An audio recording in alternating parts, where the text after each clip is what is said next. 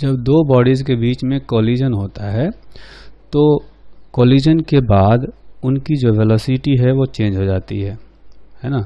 Collision के duration में क्या होता है, मोमेंटम ट्रांसफ़र होता है और एनर्जी भी चेंज होती है, काइनेटिक एनर्जी, और फाइनली इनकी जो वेलोसिटी है वो चेंज हो जाती है, एक दूसरे में मोमेंटम ट्रांसफ़र होता है।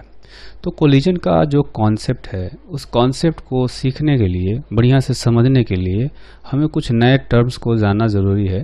तो पहले वो टर्म्स हम लोग समझते हैं। एक टर्म होता है जिसको कहा जाता है line of impact. Line of impact. तो जब दो बॉडी का कोलिजन होता है, इसका मतलब जब वो कांटेक्ट में आते हैं, है ना, तो जो कॉमन नॉर्मल होता है कांटेक्ट सरफेस के पास, उसको हम लोग लाइन ऑफ इम्पैक्ट कहते हैं। तो कह सकते हैं a line which is perpendicular to the contact surfaces of the two colliding bodies। ठीक है, एक तो ये कह सकते हैं, और जो दूसरा डेफिनेशन होता है वो ये होता है कि common normal to the two colliding bodies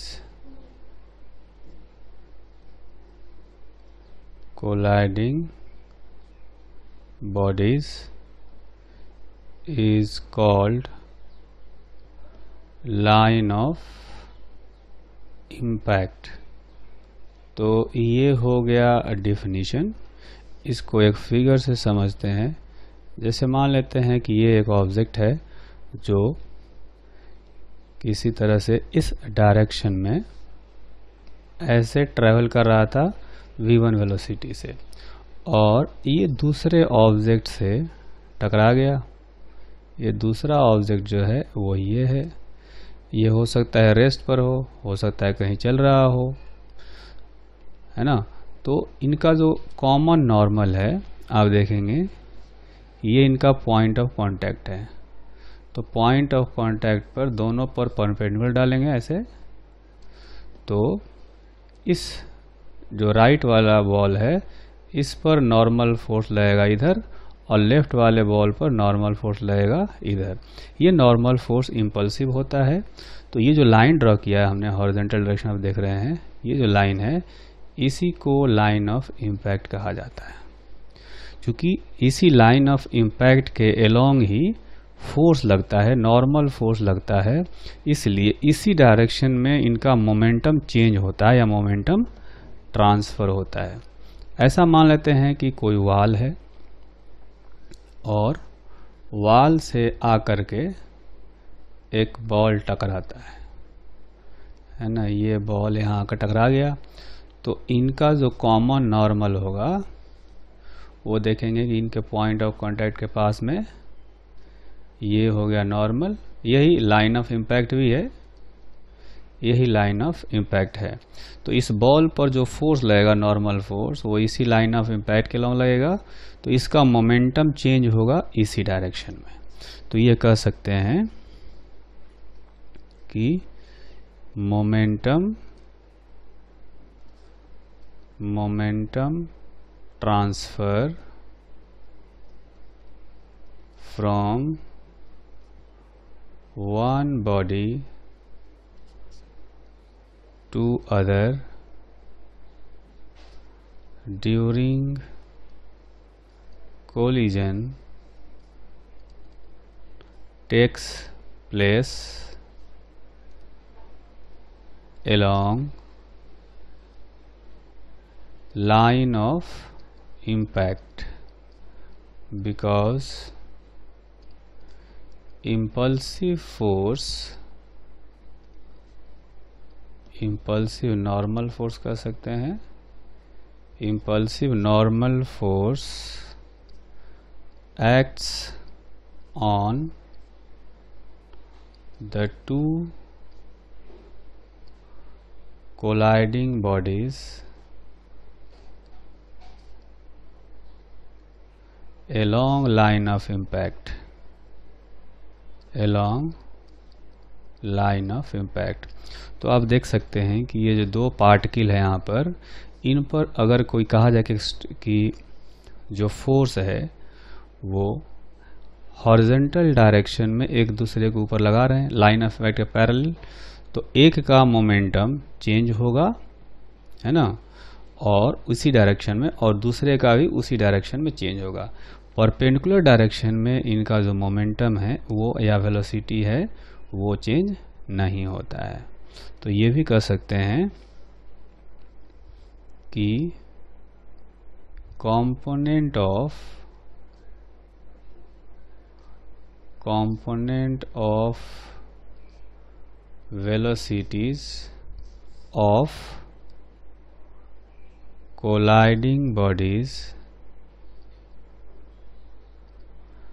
perpendicular to line of impact,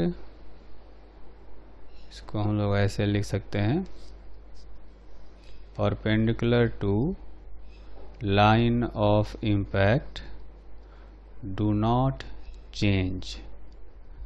इसका कारण ये है कि परपेंडिकुलर डायरेक्शन में कोई भी फोर्स नहीं लग रहा है ना, ये एक दूसरे पर लाइन ऑफ इम्पैक्ट के अलॉन्ग ही फोर्स लगाते हैं। तो इस डायरेक्शन में इनका इंडिविजुअली मोमेंटम चेंज होता है, परपेंडिकुलर डायरेक्शन में मोमेंटम चेंज नहीं होता है। हालांकि पूरे सिस्टम की बात करें तो हर डायरेक्शन में मोमेंटम कंजर्व रहता है ना। दोनों कोलाइडिंग बॉडीज की बात करें अगर इसको मिला करके, तो ये जो नॉर्मल फोर्स है, इंटरनल फोर्स है, तो दोनों को मिला करके देखा जाए तो हर डायरेक्शन में मोमेंटम कंजर्व होना चाहिए, चाहे लाइन ऑफ इफेक्ट के पैरेलल या परपेंडिकुलर। लेकिन अगर इंडिविजुअल बॉल्स की देखें, इंडिविजुअल बॉडीज का देखें, तो परपेंडिकुलर डायरेक्शन में कंजर्व रहेगा, जबकि लाइन ऑफ इम्पैक्ट के पैरेलल वेलोसिटी और मोमेंटम चेंज हो जाता है। ठीक है, इसी तरह से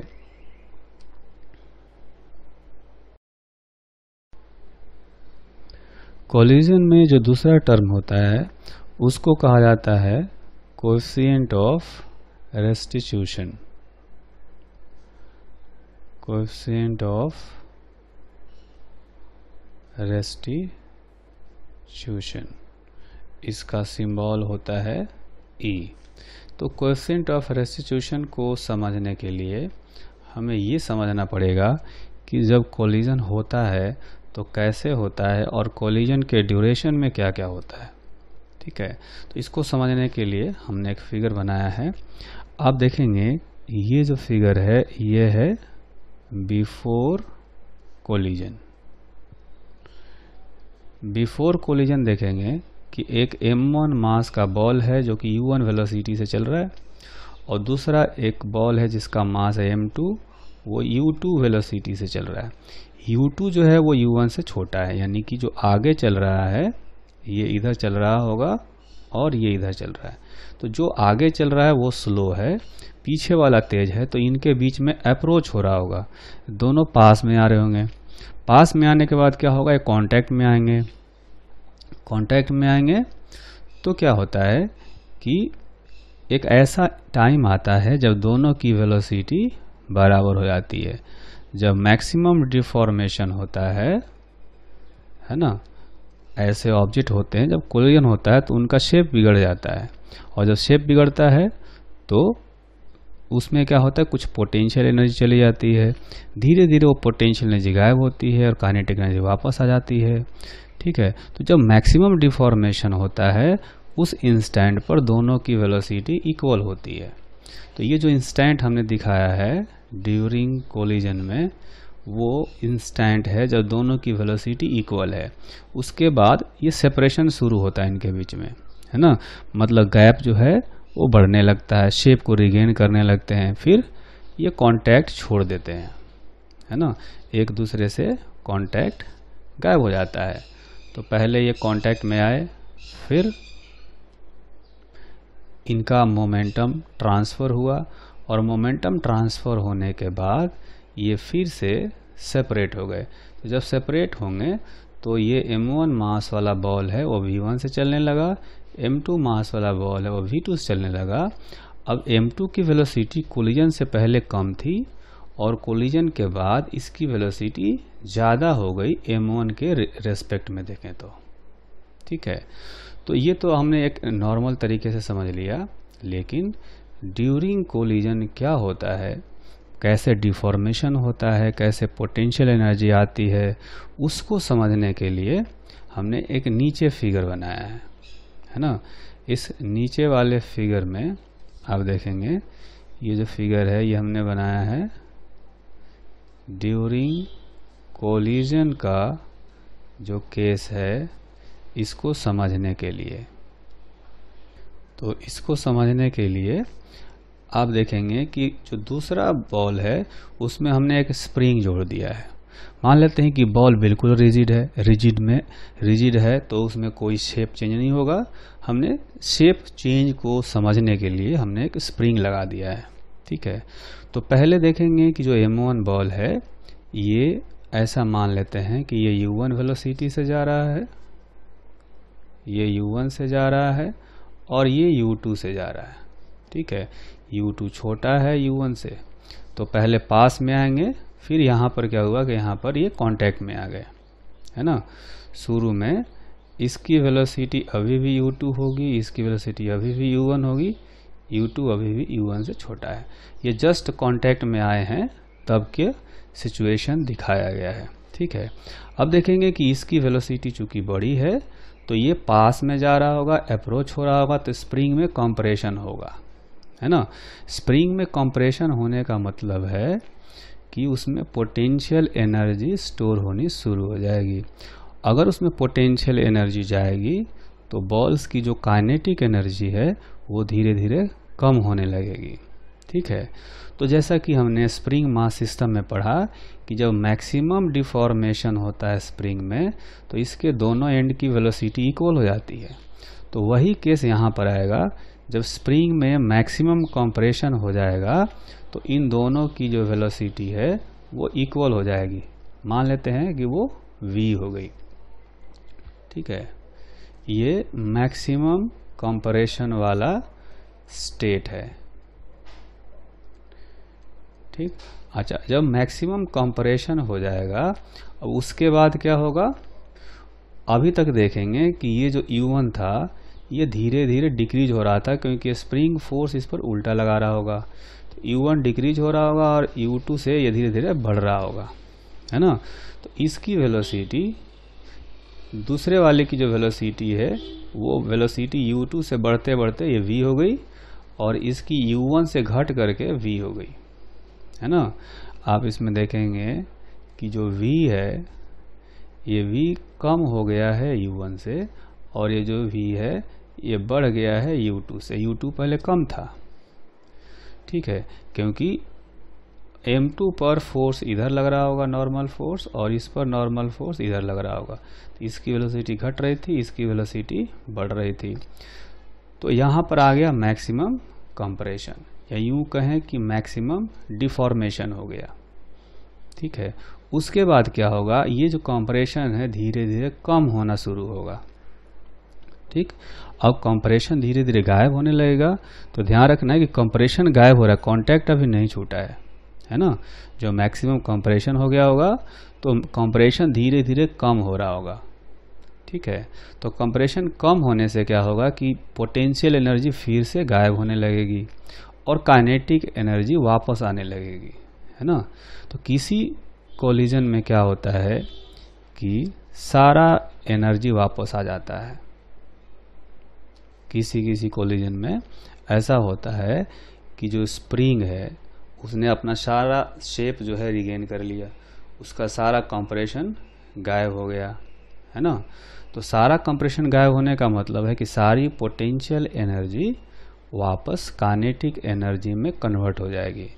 तो ऐसा होगा कि यहाँ पर फाइनली इनके पास जो वेलोसिटी जाएंगी, जो काइनेटिक एनर्जी आएगा वो इनिशियल काइनेटिक एनर्जी के इक्वल हो जाएगा, है ना।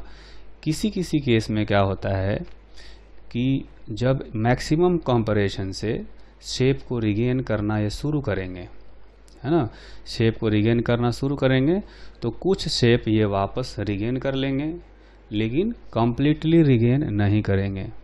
अगर कंप्लीटली रिगेन नहीं करते हैं तो उसमें क्या होगा, कुछ पोटेंशियल एनर्जी रह जाएगी और कुछ काइनेटिक एनर्जी कम हो जाएगी।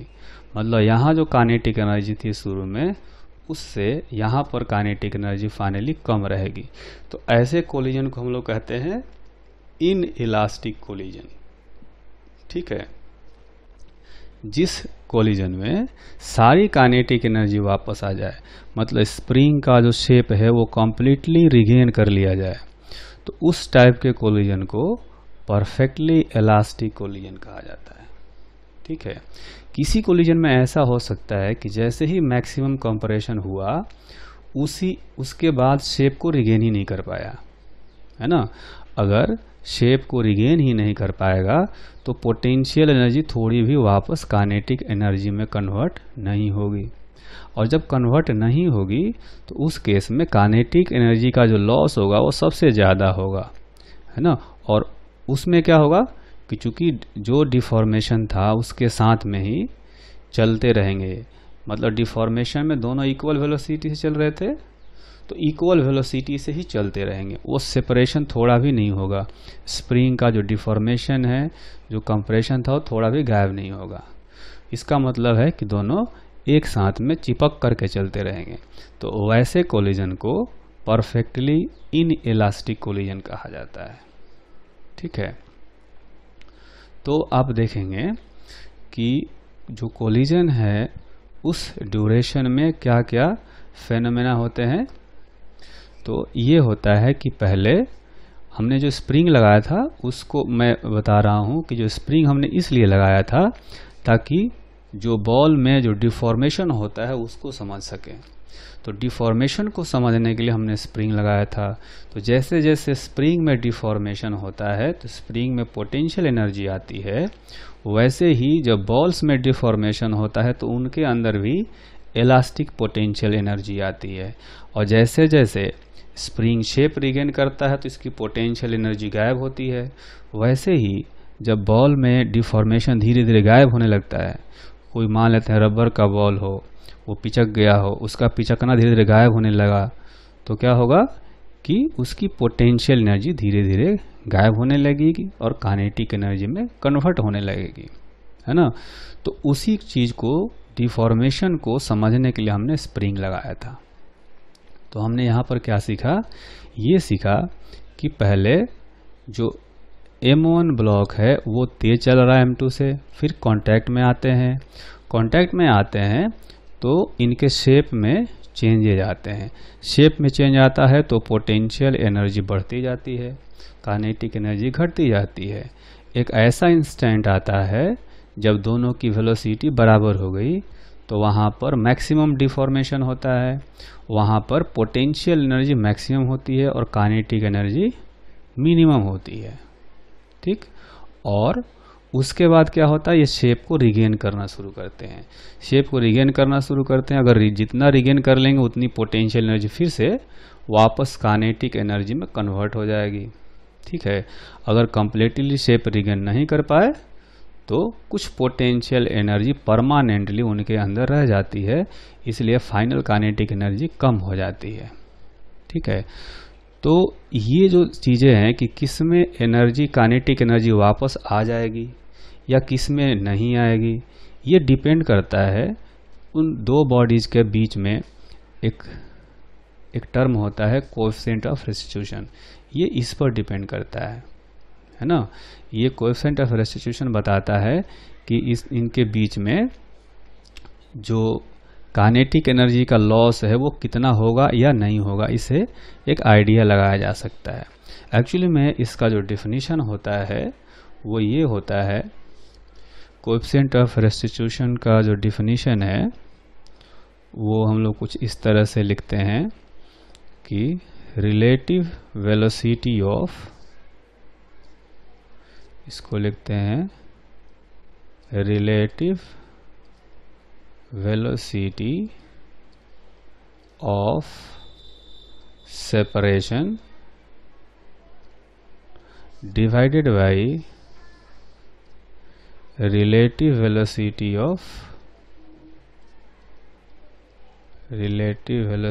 of approach। ठीक है, तो इसमें आप ये देखेंगे कि जो सेपरेशन होता है वो आफ्टर कोलिजन होता है ना, और ये होता है आफ्टर कोलिजन, और जो अप्रोच होता है वो होता है बिफोर कोलिजन। ठीक है, तो अगर यहाँ पर देखा जाए कि ये जो बॉल्स हैं इनमें से ये V2 से जा रहा है, ये V1 से जा रहा है, V2 बड़ा है V1 से, है ना, तो इनके बीच में जो सेपरेशन होगा वो हो जाएगा V2 माइनस V1। V2 बड़ा होगा और V1 छोटा होगा, तो हमें क्या लिखना है, हमेशा पॉजिटिव लिखना है। E का वैल्यू पॉजिटिव आता है, जस्ट रेशियो बताता है। तो पॉजिटिव लिखने के लिए हम लोग क्या करेंगे कि V2 चूंकि बड़ा है फाइनली, तो V2 में से V1 को माइनस करेंगे क्योंकि सेम डायरेक्शन में है ना, तो लिखेंगे V2 minus V1 divided by velocity of approach निकालना है, तो ये होगा कोलिजन से पहले का। कोलिजन से पहले देखें यहाँ पर, तो यहाँ पर ये वाला बॉल U1 से जा रहा है, ये U2 से जा रहा है, U1 बड़ा है और U2 छोटा है, तो इनकी रिलेटिव वेलोसिटी हम लोग U1 माइनस U2 लिख सकते हैं, जो कि पॉजिटिव होगा, U1 बड़ा है इसलिए। तो कोलिजन से पहले जो वेलोसिटी होगी, वेलोसिटी ऑफ अप्रोच, उसको लिख सकते हैं U1 माइनस U2। तो ये कोएफिशिएंट ऑफ रेस्टिट्यूशन का डिफिनीशन होता है। इसको याद रखने के लिए हम लोग ऐसे भी याद रख सकते हैं, E is equal to minus V2 minus V1 divided by U2 minus U1। ठीक है, याद रखने के लिए ये फॉर्मूला ज़्यादा आसान है क्योंकि इसमें ऑर्डर एक जैसा है, V2 और V1, U2 और U1, बस आगे एक माइनस साइन लगाना है। ठीक है, तो ये फॉर्मूला हमें याद रखना चाहिए। रिमेंबर दिस फॉर्मूला, ये बहुत ही इंपॉर्टेंट फॉर्मूला है, कोलिजन में हर जगह यूज में आएगा। ठीक है, तो इसलिए इसको हमेशा याद रखना चाहिए। कोएफिशिएंट ऑफ रेस्टिट्यूशन का एक और डिफिनीशन होता है। उस डिफिनीशन को समझने के लिए हम लोग वापस फिर से वही जो फिगर है उसको देखते हैं। तो इसमें देखेंगे कि यहाँ पर मैक्सिमम कंप्रेशन हुआ और यहाँ पर ये कांटेक्ट में आए थे। ठीक है, तो या यूं कहें यहाँ पर अलग चल रहे थे लोग और यहाँ पर कांटेक्ट में आए, यहाँ पर मैक्सिमम कंप्रेशन है, तो इसके बीच में यहाँ तक जो है वो डिफॉर्मेशन हो रहा होगा। तो इधर जो है ये कह सकते हैं कि डिफॉर्मेशन हो रहा था, और इसके बाद क्या है, ये शेप को रिगेन करना शुरू करेंगे। मैक्सिमम कंप्रेशन हो गया तो स्प्रिंग अपना शेप रिगेन करेगा, या यूं कहें कि जो बॉल्स हैं उनका डिफॉर्मेशन हो गया था तो वो अपना शेप रिगेन करेंगे। तो यहाँ से इधर जो है ये रीफॉर्मेशन हो रहा है, उनका शेप का रीफॉर्मेशन होता है। तो कोएफिशिएंट ऑफ रेस्टिट्यूशन का जो फॉर्मूला है उसको एक और तरीके से ऐसे लिखा जाता है कि impulse of reformation divided by impulse of deformation. ठीक है, इम्पल्स ऑफ डिफॉर्मेशन।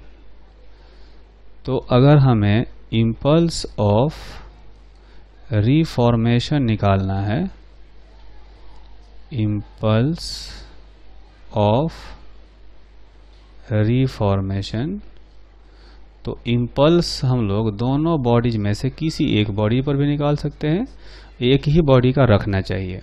ठीक है, तो पहले हम लोग लिखते हैं फॉर M2।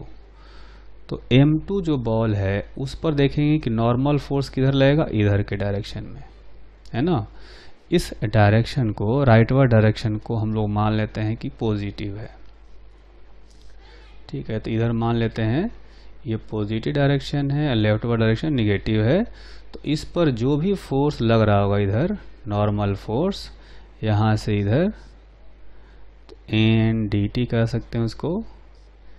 इसकी वैल्यू जो है हम लोग लिख सकते हैं कि चेंज इन मोमेंटम के इक्वल होगा, है ना। रिफॉर्मेशन का जो ड्यूरेशन है ये dt, यहाँ से आगे का टाइम हमने लिया है dt। तो फाइनल मोमेंटम जो होगा M2 का वो लिखेंगे हम लोग m इंटू V2। और जब रिफॉर्मेशन स्टार्ट हुआ था तो वहाँ पर M2 का मोमेंटम था m2 इंटू V। उसी तरह से अगर हमें लिखना हो M1 के लिए, फॉर M1, तो उसके लिखेंगे माइनस NDT। माइनस इसलिए क्योंकि M1 पर जो नॉर्मल फोर्स है वो निगेटिव डायरेक्शन यानी लेफ्टवर्ड डायरेक्शन में लग रहा होगा। तो इसको हम लोग लिख सकते हैं P final minus P initial. ठीक, तो इसका फाइनल मोमेंटम लिखेंगे m इंटू V1। ये फाइनल स्टेट है, तो मास M1 लेंगे और वेलोसिटी V1 लेंगे। यहाँ भी ये M2 था, माइनस, अब क्या करेंगे, रिफॉर्मेशन जब स्टार्ट हुआ था तब यहाँ पर M1 की जो वेलोसिटी थी वो थी V। तो इसका मोमेंटम इनिशियल लिखेंगे वहाँ पर M1 इंटू V। ठीक है, तो यहाँ से अगर हमें NDT का वैल्यू निकालना हो तो इसको ऐसे लिख सकते हैं, ये माइनस साइन उस साइड में ले जाएंगे, तो M1V minus M1 into V1। तो देखेंगे ये और ये वैल्यू दोनों ही इक्वल है। ठीक है, अच्छा, उसके बाद अगर हमें फाइंड करना हो इम्पल्स ऑफ डिफॉर्मेशन, तो इम्पल्स ऑफ डिफॉर्मेशन निकालना हो तो दोनों बॉल्स के लिए बारी बारी से लिखेंगे। अब यहाँ पर कोलिजन से पहले की बात करेंगे, है ना। कोलिजन क्या मतलब कि मैक्सिमम कंपरेशन से पहले की जो डिफॉर्मेशन का ड्यूरेशन है यहाँ से लेकर के यहाँ तक। तो इधर जो फोर्स है वो कुछ और हो सकता है n के अलावा, तो इसको हम लोग लिख देते हैं n डैश dt। ठीक है, n डैश dt जो इम्पल्स है उस इम्पल्स को हम लोग चेंज इन मोमेंटम के टर्म में लिख सकते हैं। M2 के लिए लिखेंगे तो M2 का फाइनल मोमेंटम होगा m2 इंटू V डिफॉर्मेशन के एंड के बाद, और डिफॉर्मेशन शुरू होने से पहले m2 इंटू U2, है ना। तो फाइनल है इसका m2 into V। P final minus P initial लिखना हो तो m2 into V minus m2 into U2, है ना। डिफॉर्मेशन खत्म हुआ तो ये हो गया और डिफॉर्मेशन स्टार्ट हुआ तो ये था। उसी तरह से for ball M1 normal force उस पर भी उतना ही लगेगा, उतना ही ड्यूरेशन तक लगेगा। तो इस केस में हम लोग लिखेंगे फाइनल मोमेंटम जो होगा M1 का वो लिखेंगे M1 इंटू V, मतलब डिफॉर्मेशन के एंड पर M1 into V minus initial momentum इस पर लिखेंगे डिफॉर्मेशन स्टार्ट होने पर M1 इंटू U1। तो लिखेंगे M1 इंटू U1। साथ में ये ध्यान देंगे कि यहाँ पर एक माइनस साइन आना चाहिए, क्योंकि M1 पर जो नॉर्मल लगा होगा वो इधर लगा होगा n डैश, और M2 पर n डैश इधर लगा होगा। इसलिए M2 पर n डैश हमने पॉजिटिव लिया है जबकि M1 पर निगेटिव लिया है। तो यहाँ से ये भी कह सकते हैं n डैश dt का जो वैल्यू है ऐसे निकाल सकते हैं M1 U1 minus M1 into V। ठीक है, तो जब हमें ये वैल्यू लिखना होगा कोएफिशिएंट ऑफ रेस्टिट्यूशन निकालने के लिए, तो इम्पल्स ऑफ रिफॉर्मेशन किसी एक के लिए लिखना है। जैसे मैं M2 के लिए लिखना चाहूँ तो इम्पल्स ऑफ रिफॉर्मेशन भी मैं M2 के लिए लिखूंगा और इम्पल्स ऑफ डिफॉर्मेशन भी सिर्फ M2 के लिए ही लिखूंगा। तो यहाँ पर लिखेंगे impulse of reformation for M2, ये हो जाएगा M2V2 माइनस M2V डिवाइड, ये इम्पल्स ऑफ रिफॉर्मेशन हो गया फॉर M2, और impulse of deformation for M2 यहाँ से देखेंगे ये है M2 into V minus M2 into U2। ठीक है, वैसे ही चाहे तो हम M1 के लिए लिख सकते थे, तो M1 के लिए इम्पल्स ऑफ रिफॉर्मेशन लिखते तो ये टर्म लिखते M1V minus M1V1 divided by, अगर M1 के लिए रिफॉर्मेशन का लिखा तो M1 के लिए ही डिफॉर्मेशन का लिखेंगे M1U1 माइनस M1V, तो M1U1 minus M1 into V। तो इस तरह से आप देख सकते हैं कि जो कोएफिशिएंट ऑफ रेस्टिट्यूशन है इसकी वैल्यू हम लोग इस तरह से भी निकाल सकते हैं, है ना। तो ये भी कोएफिशिएंट ऑफ रेस्टिट्यूशन के इक्वल है और ये भी कोएफिशिएंट ऑफ रेस्टिट्यूशन के इक्वल है। तो हालांकि इस पर क्वेश्चन बहुत ही कम पूछे जाते हैं, ना के बराबर पूछे जाते हैं, लेकिन हमें इसकी जानकारी कम से कम होनी चाहिए। ठीक है।